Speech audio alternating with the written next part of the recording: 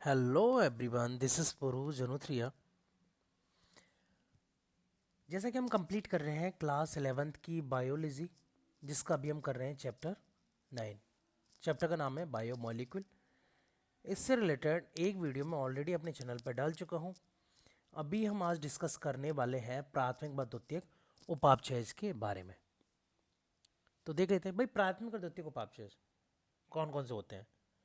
तो केमिस्ट्री की एक इंपॉर्टेंट शाखा है। उसका काम क्या है कि जो हजारों छोटे बड़े यौगिक होते हैं ना जीव में, उनका पृथक्करण करना, उनको अलग करना, उनकी संरचना बनाना कि ये किस प्रकार की संरचना है जिसको हमने अलग किया है।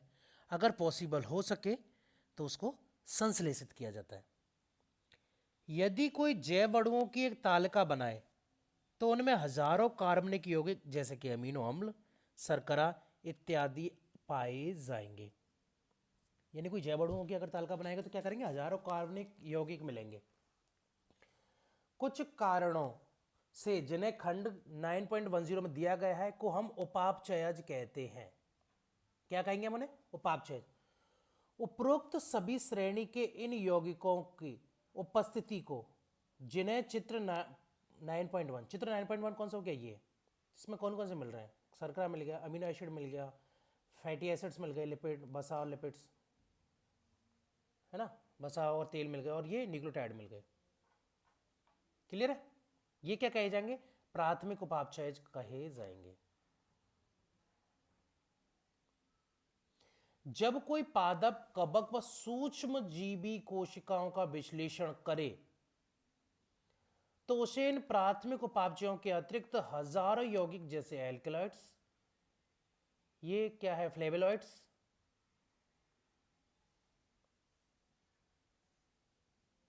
रबर, बाष्पशील तेल, एंटीबायोटिक, रंगीन वर्णक, इत्र, गोंद, मसाले एक्सेट्रा मिलते हैं। इनको क्या कहा जाएगा? द्वितीयक उपापचय।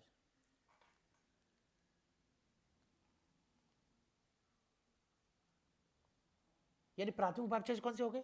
शर्करा हो गई, वसा हो गई, nucleotide, acetic acid, amino acids वगैरह, जो amino acid, sorry acetic acid नहीं, अमीनो एसिड, ये क्या हो गए?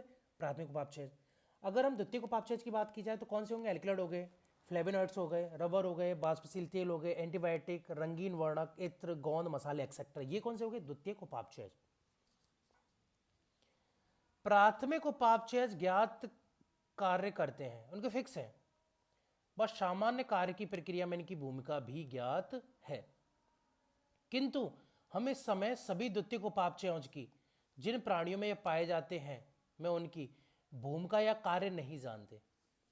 यानी प्राइमरी जो उपापचयज हैं उनका तो हमें पता है कि फिक्स वो है, उनकी फिक्स भूमिका है कि क्या करना क्या नहीं करना। लेकिन द्वितीयक उपापचयज की अगर हम बात की जाए तो जिन प्राणियों में पाए जा रहे हैं उनमें इनकी भूमिका क्या है, उनके कार्य क्या है, इन सब के बारे में हम नहीं जानते। जबकि इनमें से बहुत से, जैसे रबर, औषधि, मसाले, इत्र व वर्णक, मनुष्य के कल्याण में उपयोगी है। कुछ द्वितीयक उपापचयों का पारिस्थितिकी महत्व भी है, यानी वो इकोलॉजी के पर्पज से भी काफ़ी ज़्यादा इंपॉर्टेंट है। आप बाद के अध्यायों में व वर्षों में इनके बारे में विस्तृत रूप से अध्ययन करेंगे। क्लियर? तो चलिए अगला टॉपिक है हमारा आज का बृहत जैव अणु। इसके बाद आएगा प्रोटीन, वो हम अगली वीडियो में करेंगे। फिलहाल हम यही रखेंगे बृहत जैव अणु तक। अम्ल घुलनशील भाग में पाए जाने वाले सभी यौगिकों की एक सामान्य विशेषता है। यानी ऐसे यौगिक जो कि अम्ल घुलनशील भाग में पाए जाते हैं उन सबकी एक सामान्य विशेषता है कि इनका अणुभार क्या होता है? 18 से लगभग 800 डाल्टन के आसपास होता है। कितना होता है? 18 से लेके 800 डाल्टन तक, सभी का फिक्स है कि इसके बीच में ही पाया जाएगा। किनका है ये? जो अम्ल घुलनशील है। जो अम्ल अघुलनशील है उनका नहीं है ये। अम्ल अम्लीय अंश में केवल 4 प्रकार के कार्बनिक यौगिक होते हैं। कौन कौन से होते हैं? प्रोटीन होता है, न्यूक्लिक एसिड होता है, पॉलीसैकेराइड होता है और लिपिड्स होते हैं। यानी कौन से हो गए? प्राथमिक उपापचय। ये अम्ल अम्लीय होते हैं। अम्ल अम्लीय कौन कौन से होते हैं? प्रोटीन हो गया, न्यूक्लिक एसिड हो गया, पॉलीसैकेराइड हो गया और लिपिड्स हो गए। ये जो होते हैं वो अम्ल अम्लीय होते हैं। लिपिड्स के अतिरिक्त इस श्रेणी के यौगिकों का अणुभार 10,000 डाल्टन या इसके ऊपर होता है। यानी कि अगर हम लिपिड को छोड़ दें तो इस श्रेणी के जितने यौगिक है ना उनका अणुभार 10,000 डाल्टन या इससे ऊपर होता है। यानी अम्ल में घुलनशील थे वो तो 18 से लेकर 800 तक, यही 1000 से नीचे नीचे रह गए, लेकिन जो अम्ल अघुलनशील है वो 10,000 के करीबन या इससे ऊपर। इस कारण से जैव अणु अर्थात जीवों में मिलने वाले रासायनिक यौगिक दो प्रकार के होते हैं। इस कारण से जीवों में जो मिलने वाले रासायनिक यौगिक हैं वो कितने प्रकार के हो गए? दो। एक वे हैं जिनका अणुभार 1000 डाल्टन से कम होता है, अम्ल अविलेय वाले, अम्ल विलेय वाले 1000 डाल्टन से कम है। उन्हें सामान्यतः क्या कहेंगे? सूक्ष्म अणु या जैव अणु कहा जाता है। जबकि जो अम्ल अविलेय अंश हैं उन्हें बृहद अणु कहा जाता है। यानी क्लियर है? एक बार फिर से बता देते हैं कि अम्ल में जो घुलनशील होते हैं उनमें एक सामान्य विशेषता पाई जाती है। क्या पाई जा रही है? कि उनका जो भार है वो 18 से लेके 800 डाल्टन के बीच है। वहीं अपन अगर अम्ल अविलेय की बात करें, यानी कि जो अम्ल में नहीं घुल रहे, उसका भार जो होता है अगर लिपिड्स को छोड़ दें तो 10,000 डाल्टन या उससे ज्यादा भी होता है। तो इस वजह से हम इनको दो भागों में बांट रहे हैं। कौन सा? एक तो जो है सूक्ष्म अणु हो गए जिसका भार जो है 1000 डाल्टन से कम है। एक जो है जो अम्ल विलेय अंश है जिनका भार जो है वो ज्यादा है, उनको बृहद जैव अणु कहा जाता है। आगे देखते हैं। लिपिड्स के अतिरिक्त अविलेय अंशों में पाए जाने वाले अणु बहुलक पदार्थ होते हैं। यानी लिपिड्स बहुलक नहीं है।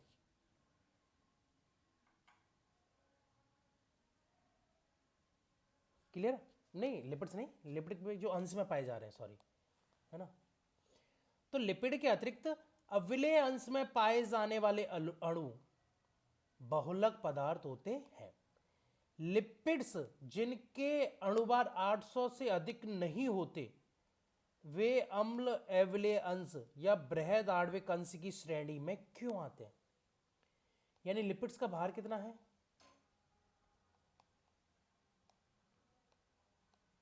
800 तक, अप्रोक्स 800 डाल्टन तक है, लेकिन फिर भी ये किसके अंतर्गत आ रहे हैं? बृहद अणु के अंतर्गत आ रहे हैं। ऐसा क्यों है? वास्तव में लिपिड्स कम अणुभार के यौगिक होते हैं। वे ऐसे ही नहीं मिलते बल्कि कोशिका झिल्ली और दूसरी झिल्लियों पर पाए जाते हैं। भाई लिपिड्स का भार जो होता है वो कम होता है, लेकिन वो ऐसे ही नहीं मिलते, या तो वो कोशिका झिल्ली मिलेंगे या फिर दूसरी झिल्लियों पर पाए जाएंगे। जब हम ऊतकों को पीसते हैं तब कोशिकीय संरचना विघटित हो जाती है। यानी टिश्यू है, हमने टिश्यू को पीट लिया, ऊतक को, टिश्यू मतलब ऊतक, तो हमने क्या किया? ऊतक को पीट लिया, विघटित कर लिया, एकदम उसको क्या कर लिया? पीस लिया। तो उसके क्या होगा? कोश की संरचना जो है विघटित हो जाएगी। कोशिका झिल्ली व अन्य दूसरी झिल्ली टुकड़ों में विखंडित हो जाती है। यानी कि सेल मेम्ब्रेन और अदर जो मेम्ब्रेन्स होती हैं अदर, वो क्या होंगी? विखंडित हो जाएंगी, टूट जाएंगी, तथा पुटिका बनाती हैं। क्या बनाएंगे? पुटिका, जो जल में घुलनशील नहीं है। इस कारण से इन झिल्लियों के पुटिका के रूप में टुकड़े अम्ल अम्लीय भाग के साथ पृथक हो जाते हैं। इस कारण से क्या होगा कि जो पुटिका के रूप में जो टुकड़े हैं ना वो अम्ल अम्लीय भाग के साथ पृथक हो जाते हैं, जो बृहद आणविक अंश का भाग होते हैं।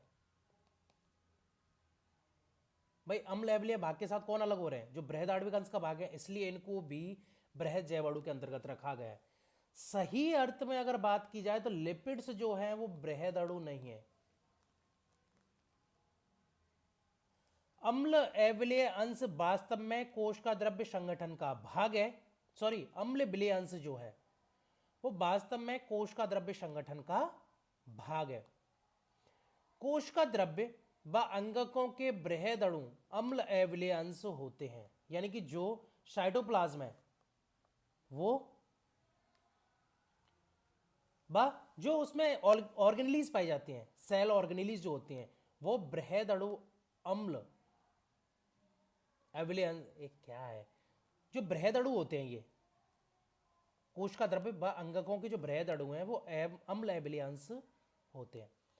ये दोनों आपस में मिलकर जीव ऊतकों या जीवों का संगठन बनाते हैं। ये दोनों आपस में मिलकर क्या बनाएंगे? जीव ऊतक या जीवों का संगठन बनाते हैं। संक्षेप में अगर हम बात करें तो यदि जीव ऊतकों में पाए जाने वाले रासायनिक संगठन को बहुलता की दृष्टि से श्रेणीबद्ध किया जाए तो हम पाते हैं कि जीवों में पानी सबसे सर्वाधिक बाहुल्यता में मिलने वाला रसायन है। यानी सबसे अधिक मात्रा में मिलने वाला रसायन कौन सा है? पानी। तो चलिए फिलहाल के लिए इतना ही, आगे हम फिर आएंगे, आगे हम डिस्कस करेंगे प्रोटीन, पॉलीसैकेराइड एक्सेट्रा जो भी। तब तक के लिए